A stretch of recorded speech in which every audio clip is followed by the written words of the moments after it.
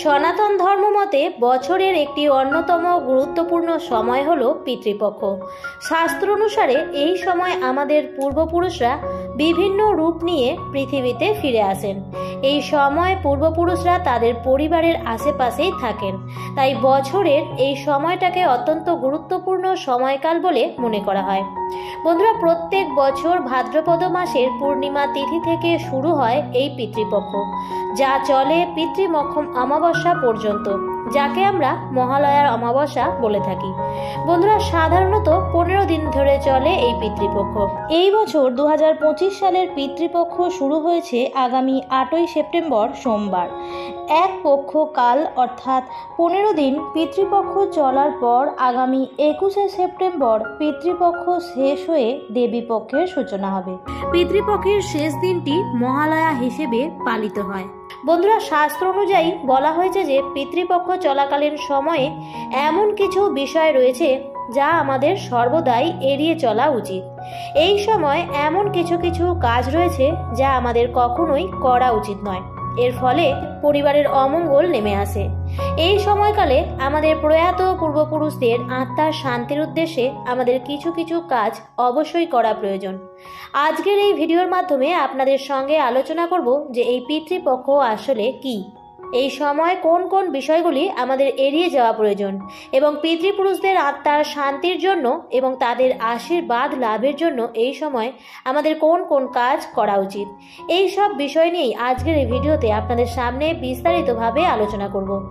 আশা করছি বন্ধুরা ভিডিওটি দেখে আপনাদের ভালো লাগবে। নমস্কার বন্ধুরা, ভক্তিমূলক কথা চ্যানেলে জানাই আপনাদের সকলকে স্বাগত। বন্ধুরা, আশা করছি ঈশ্বরের আশীর্বাদে আপনারা প্রত্যেকেই ভালো আছেন এবং সুস্থই আছেন। বৈদিক শাস্ত্র অনুযায়ী সূর্য যখন কন্যা রাশিতে প্রবেশ করে সেই সময় শুরু হয় পিতৃপক্ষ, আর এই সময়কালটি শুরু হয় ভাদ্রপদ মাসের পূর্ণিমা তিথি থেকে। এই সময় আমাদের পূর্বপুরুষরা পিতৃলোক পরিত্যাগ করে তাদের উত্তরপুরুষদের গৃহে অবস্থান করে এবং এরপর সূর্য যখন বৃশ্চিক রাশিতে প্রবেশ করে তখন তারা পুনরায় পিতৃলোকে ফিরে যায়। পূর্বপুরুষদের প্রতি সম্মান এবং শ্রদ্ধা অর্পণের সুবর্ণ সুযোগ হলো এই পিতৃপক্ষ। শাস্ত্র মতে পূর্বপুরুষদের যদি আশীর্বাদ আমাদের উপর না থাকে তাহলে আমরা জীবনে কখনোই উন্নতি লাভ করতে পারবো না। পূর্বপুরুষদের আত্মা যদি অসন্তুষ্ট, অতৃপ্ত এবং অখুশি থাকে তাহলে ব্যক্তির এবং সেই পরিবারের উপর পিতৃদোষ নেমে আসে। তাই পিতৃপক্ষ চলাকালীন সময়ে আমাদের আশেপাশে আমাদের যে পূর্বপুরুষদের আত্মা বিরাজ করছেন তাদের সন্তুষ্ট করার জন্য এবং পিতৃ ঋণ থেকে মুক্ত হওয়ার জন্য এই সময় আমাদের কিছু বিষয় অবশ্যই পালন করা উচিত। বন্ধুরা, শাস্ত্র অনুসারে মানুষ জন্মানোর পর থেকে 3টি ঋণের বোঝায় আবদ্ধ হয়ে যায়, আর এই 3টি ঋণ হলো দেব ঋণ, ঋষি ঋণ এবং পিতৃঋণ। দেব ঋণের বোঝা থেকে মুক্তির জন্য দেবতাদের উদ্দেশ্যে পূজা অর্চনা এবং তাদের উদ্দেশ্যে অর্ঘ্য নিবেদন করা হয়। ঋষি ঋণ থেকে মুক্তির জন্য শাস্ত্র এবং জ্ঞানের প্রচারের কথা বলা হয়েছে এবং পিতৃ ঋণ থেকে মুক্তির জন্য তাদের প্রতি তর্পণ, শ্রাদ্ধকর্ম এবং পিণ্ড দানের কথা বলা হয়। আর পিতৃপক্ষ হলো সেই সময় যে সময় এই সকল কাজ করা সব থেকে উত্তম বলে গণ্য করা হয়। সাধারণত এই 15 দিন পিতৃপক্ষ থাকলেও মহালয়ার দিনটি সব থেকে গুরুত্বপূর্ণ দিন হিসেবে গণ্য করা হয়, কারণ এই দিনটিকে বলা হয় সর্বপিতৃ অমাবস্যা। পূর্বপুরুষদের মৃত্যুর তিথি যদি জানা নাও থাকে তাহলেও এই মহালয়া অমাবস্যার দিনে তাদের উদ্দেশ্যে সর্বপ্রকার শাস্ত্রীয় কার্যপ্রণালী যেমন শ্রাদ্ধ, পিণ্ডদান সমস্ত কিছুই করা যায়। আর এই মহালয়ার দিন থেকেই শুরু হয়ে যায় দেবীপক্ষ। বন্ধুরা, পিতৃপক্ষ চলাকালীন সময়ে যেহেতু আমাদের পূর্বপুরুষদের আত্মা আমাদের আশেপাশেই বিরাজ করেন, তাই এই সময় কিছু কিছু কাজ অবশ্যই এড়িয়ে চলা উচিত। প্রথমত বন্ধুরা, পিতৃপক্ষ চলাকালীন সময়ে বাড়িতে কখনোই কোনো শুভ কাজ করা উচিত নয়। যেমন ধরুন বিবাহ, বাগদান, গৃহপ্রবেশ, গৃহ নির্মাণ, গৃহ ক্রয়, অন্নপ্রাশন, সাধভক্ষণ ও উপনয়ন বা নতুন কোনো ব্যবসা শুরু করা অথবা ঘরের জন্য নতুন কোনো জিনিস কিনে আনা একেবারেই উচিত নয়। এটি অশুভ বলে গণ্য করা হয়।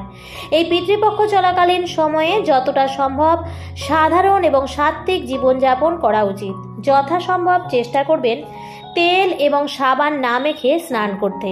আর যারা পিতৃপক্ষ চলাকালীন সময়ে অথবা মহালয়ার দিনে পিতৃপুরুষদের উদ্দেশ্যে তর্পণ অথবা শ্রাদ্ধ অথবা পিণ্ড দান করবেন, তাদের এই সময় চুল, দাড়ি, নখ কাটা থেকে বিরত থাকার কথা বলা হয়।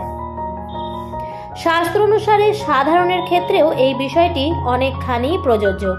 পিতৃপক্ষ চলাকালীন সময়ে যেহেতু বিভিন্ন রূপে পূর্বপুরুষরা আমাদের কাছে উপস্থিত হন, সেই কারণে এই সময় বাড়িতে যদি কোনো প্রকার ব্যক্তি আপনার কাছে সাহায্য প্রার্থী হয়ে আসে, তাহলে সেই ব্যক্তিকে কখনোই খালি হাতে ফিরিয়ে দেওয়া উচিত নয়। এছাড়াও যদি কোনো কুকুর, বিড়াল বা পাখি অথবা অন্য কোনো প্রাণীও যদি আপনার বাড়িতে আসে, তাহলে কখনোই কিন্তু তাদের তাড়িয়ে দেবেন না। পারলে তাদের অবশ্যই কিছু না কিছু খাবার দেবেন। মনে রাখবেন, এই সময় আমাদের পূর্বপুরুষরা যে কোনো রূপ নিয়ে আমাদের ঘরে আসতে পারেন। তাই একটি কথা অবশ্যই মনে রাখবেন যে এই পিতৃপক্ষ চলাকালীন সময়ে ভুলেও কাউকে অপমান করবেন না। এই সময় কাউকে অপমান করার অর্থ হলো আপনি আপনার পিতৃপুরুষদেরই অপমান করছেন। বন্ধুরা, এই পিতৃপক্ষ চলাকালীন সময়ে আমাদের পূর্বপুরুষদের উদ্দেশ্যে আমরা খাবার নিবেদন করে থাকি। যদি আপনি পূর্বপুরুষদের উদ্দেশ্যে খাদ্য নিবেদন করেন, তাহলে লোহার বাসনে কখনোই তা রান্না করবেন না এবং লোহার বাসনে তা কখনোই নিবেদনও করবেন না। লোহার বাসন ছাড়া তামা, পিতল অথবা অন্য কোনো ধাতুর পাত্র, এমনকি মাটির পাত্র ব্যবহার করতে পারেন। এই পিতৃপক্ষ চলাকালীন সময়ে আপনি দুপুরের পর আপনার পিতৃপুরুষদের স্মরণ করে তাদের উদ্দেশ্যে খাবার উৎসর্গ করতে পারেন। আর এই খাবার ব্রাহ্মণ বা কোনো দুস্থ ব্যক্তি অথবা কাক, গরু এবং কুকুরকে খাইয়ে দিতে পারেন। বন্ধুরা, পিতৃপক্ষ চলাকালীন সময়ে পিতৃপুরুষরা অনেক সময় স্বপ্নেও দর্শন দিয়ে থাকেন এবং বিভিন্নভাবে দর্শন দিয়ে থাকেন। যদি আপনি পিতৃপক্ষের সময় আপনার পূর্বপুরুষদের স্বপ্ন বারবার দেখতে থাকেন, তার মানে তার কোনো ইচ্ছা অপূর্ণ থেকে গেছে। তাই তারা স্বপ্নের মাধ্যমে আপনাকে সেই সংকেত দিচ্ছেন। তাই তার আত্মার শান্তির জন্য তাদের শ্রাদ্ধ, তর্পণ, পিণ্ডদান করা উচিত এবং আপনার সাধ্যমতো ব্রাহ্মণ এবং দরিদ্রদের কিছু অন্ন, বস্ত্র বা খাদ্য দান করুন এবং তাদেরকে সম্মানের সঙ্গে পেট ভরে খাওয়ান। তবেই আপনি তার আত্মার শান্তি দিতে পারবেন। বন্ধুরা, প্রয়াত পূর্বপুরুষদের স্বপ্ন দেখার অর্থ হলো শুভ এবং অশুভ দুটি দিককেই বোঝায়, আর যা থেকে আমরা আমাদের আগাম ভবিষ্যৎ সম্পর্কে সংকেত পেয়ে থাকি। পিতৃপক্ষ চলাকালীন সময়কালে আরও কিছু কিছু নিয়ম আছে যেগুলি প্রত্যেকেরই পালন করা উচিত। পিতৃপক্ষ চলাকালীন সময়ে আমিষ জাতীয় খাদ্য, রসুন, পেঁয়াজ এবং বাইরের খাবার এড়িয়ে চলাই উচিত। এই সময় যতটা সম্ভব ঘরে তৈরি সাত্ত্বিক খাবার খাওয়া উচিত। অনেকেই বলে থাকেন যে পিতৃপক্ষ চলাকালীন বেগুন রাঁধা এবং খাওয়া বারণ। যিনি তর্পণ করবেন তিনি তর্পণের সময় চামড়ার তৈরি কোনো জিনিস যেমন বেল্ট বা জুতো পরবেন না। মানি ব্যাগও যদি চামড়ার সঙ্গে থাকে তাহলে তা রাখবেন না এবং তর্পণের সময় মন্ত্রোচ্চারণের মাঝে কারোর সঙ্গে কথা বলাও উচিত নয়। তাই বন্ধুরা, এই পিতৃপক্ষ চলাকালীন সময়ে চেষ্টা করবেন এই সমস্ত বিষয়গুলি মেনে চলার। আজকের পর্বটি এই পর্যন্তই। ভিডিওটি দেখে ভালো লাগলে অবশ্যই লাইক, কমেন্ট, শেয়ার করবেন বন্ধুরা। আর যদি চ্যানেলে নতুন হয়ে থাকেন তাহলে অবশ্যই চ্যানেলটিকে সাবস্ক্রাইব করে আমার সাথে থাকবেন। দেখা হবে পরবর্তী নতুন কোনো ভিডিওতে। ভালো থাকবেন, সুস্থ থাকবেন। ধন্যবাদ।